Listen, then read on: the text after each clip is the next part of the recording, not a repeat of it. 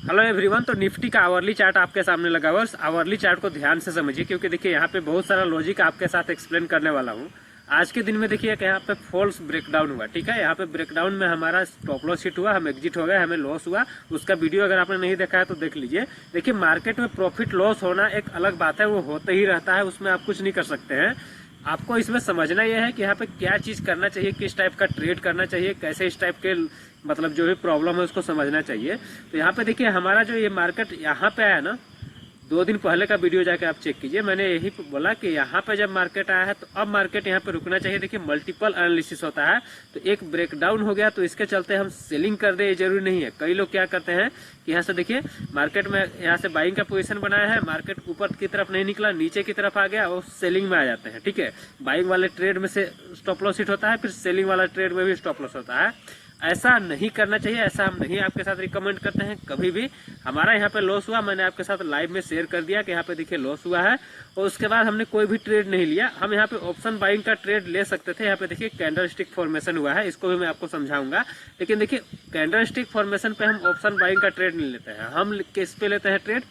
हम option buying का trade candlestick, सिर्फ कैंडलस्टिक के फॉर्मेशन पे नहीं लेते हैं, हमें मल्टीपल कंफर्मेशन चाहिए, ठीक है। मल्टीपल कंफर्मेशन ऑलरेडी हमारा बाइंग की तरफ था, लेकिन जब यहाँ पे हमें एक ऑप्शन बाइंग में लॉस हो गया तो हम यहाँ पे वापस से तुरंत से ऑप्शन बाइंग का ट्रेड नहीं ले सकते हैं। ये सब रिस्क मैनेजमेंट जरूरी होता है ना, तो आप कैपिटल को तुरंत से उड़ा देंगे। तो इस चीज को आप समझ लीजिए कि यहाँ पे देखिए मार्केट यहाँ पे रुका, मार्केट यहाँ पे रुका, उसके बाद यहाँ पे जो मैंने आपके साथ क्या शेयर किया कि ये वाला जो हाई है इस बार आना चाहिए। मार्केट क्या किया कि यहाँ पे सपोर्ट को ब्रेक किया, नीचे गया, और यहीं पे सबसे अच्छी तरह से काम करता है कैंडलस्टिक का फॉर्मेशन।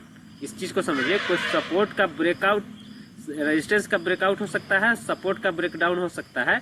यहाँ पे अगर इस टाइप का अगर कोई फॉर्मेशन बन जाए कैंडलस्टिक का तो बहुत ही जबरदस्त होता है। ये होता कैसे है, देखिए जैसे कि ये डाउन ट्रेंड आ रहा है, ठीक है। इस डाउन ट्रेंड में आते आते यहाँ पे क्या हुआ कि यहाँ पे आपका एक कैंडलस्टिक फॉर्मेशन हुआ, और इस कैंडलस्टिक फॉर्मेशन को देखिए यहाँ पे क्या हुआ कि क्लियर कट दोनों का लो सेम है, ठीक है। तो ट्विजर बॉटम भी इसको कह सकते हैं हम। उसके बाद देखिए इस नाम पे मत जाइए, इसके साइकोलॉजी को समझिए कि यहाँ पे 2 इस टाइप का अगर ग्रीन कैंडल बनते हैं तो हमारा एक बाइंग वाला सेटअप तैयार होता है, ठीक है। कई बार आपका ये कैंडल स्टिक अलग अलग तरीके से हो सकता है। यहाँ पे डोजी के बाद ग्रीन बनेगा, यानी कि 2 कैंडल में अगर बायर एक्टिव हो रहे हैं, सीधी सीधी चीज को समझिए, और 2 कैंडल में सेलर एक्टिव हो रहे हैं, वो चीज को मैं आपको समझाता हूँ। लेकिन देखिए यहाँ पे मैंने आपके साथ वही कॉशियस व्यू शेयर किया था, जो कि यहाँ पे हमने कॉशियस व्यू शेयर किया था सेलिंग के लिए। यहाँ पे देखिए यहाँ पे मार्केट ऊपर की तरफ जा रहा था, तो मैंने बोला कि अब यहाँ पे कम क्वांटिटी में बाय करना है। और सेम टाइप से जब मार्केट नीचे जा रहा था तो यहाँ पे मैंने बोला कि अब हमें सेलिंग का क्वांटिटी कम करना है, बल्कि बाइंग करना है, और हमने बाइंग भी किया।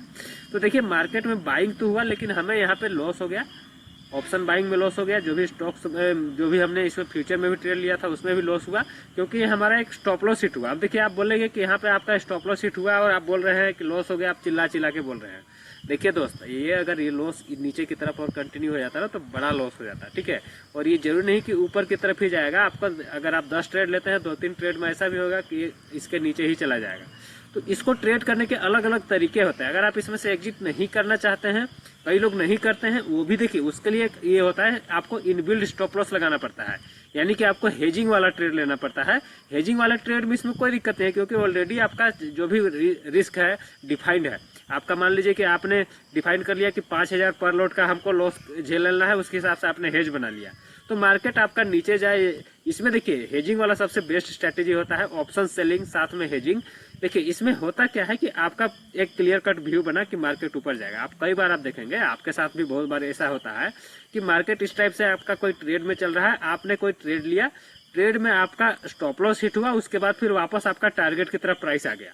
तो देखिए आपने कोई एनालिसिस किया है, जैसे कि मैं एनालिसिस करता हूं तो बहुत ही स्ट्रॉन्ग तरीके से करता हूं कि मार्केट देखिए ये ऊपर की तरफ जाएगा अब, ठीक है। अब कई बार क्या होता है कि छोटे छोटे ब्रेकडाउन फेलियर करता है, ट्रैप करता है यहाँ पे, ठीक है। ट्रैपिंग में क्या होता है कि लोग फंस जाते हैं, सेलिंग कर देते हैं। हम ऐसा नहीं करते हैं, हम तो या तो हेजिंग वाला ट्रेड लेते हैं या फिर एक फिक्स लॉस वाला ट्रेड लेते हैं, और जो फिक्स्ड लॉस वाला ट्रेड है मैंने आपके साथ एक्सप्लेन भी किया। हेजिंग वाला ट्रेड भी उसी टाइप से होता है कि आपने मान लीजिए कि यहाँ पे एक कॉल बाय कर लिया और साथ में एक ऊपर का कॉल सेल कर दिया है, या फिर आपने एक फ्यूचर बाय कर लिया यहाँ पे इस जोन में जहाँ पे मैंने डिस्कस किया था, और साथ में आपने एक पुट बाय कर लिया है। इसको आराम से आपको होल्ड करना होता है जब तक कि उसमें आपको क्लियर कट समझ में नहीं आता है कि मार्केट में अब पूरी तरह से खराब हो गया, और अब यहाँ नहीं, आप थोड़ा सा और नीचे भी एग्जिट करेंगे तब भी आपको ज्यादा लॉस नहीं होगा, ठीक है। इसलिए क्लियर कंफर्मेशन देखिए यहाँ पे नहीं बना ना। मार्केट में क्या हमने वो जो 2000 आसपास का जो लॉस है उसको इसीलिए कवर किया क्योंकि वो ओटीएम ऑप्शन था।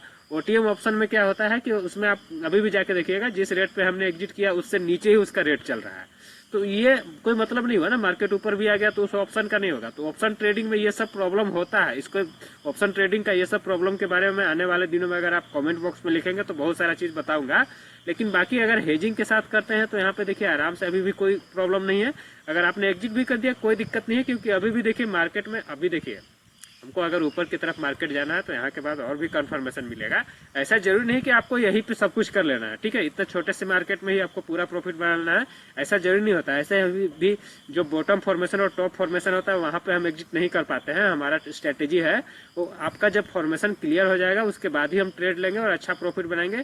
यहाँ भी सेम टाइप से हुआ, यहाँ भी सेम टाइप से हुआ, और यहाँ भी सेम टाइप से हो रहा है। छोटे मोटे लॉसेस होंगे उसको कवर कर लेंगे। ऊपर का बड़ा प्रॉफिट अगर दिखेगा मार्केट तो उसको हम छोड़ेंगे नहीं, और आपके साथ जरूर इसी यूट्यूब चैनल पे शेयर करेंगे।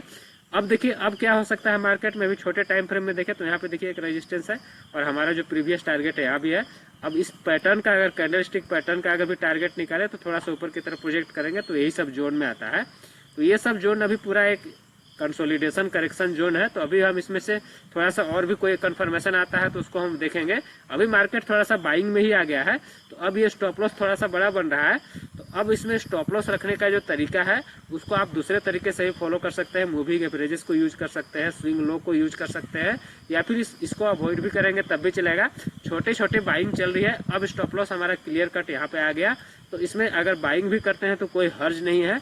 अब मार्केट में सेलिंग जो फ्रेश होगी यहाँ पे होगा, इसके नीचे जाने के बाद होगा, जो कि अब हम नहीं करेंगे। अब हम यहाँ पे वेट करेंगे कि कोई अच्छा एक बाइंग का पैटर्न बन जाए और अब एक ऊपर के टारगेट के लिए ट्रेड करेंगे।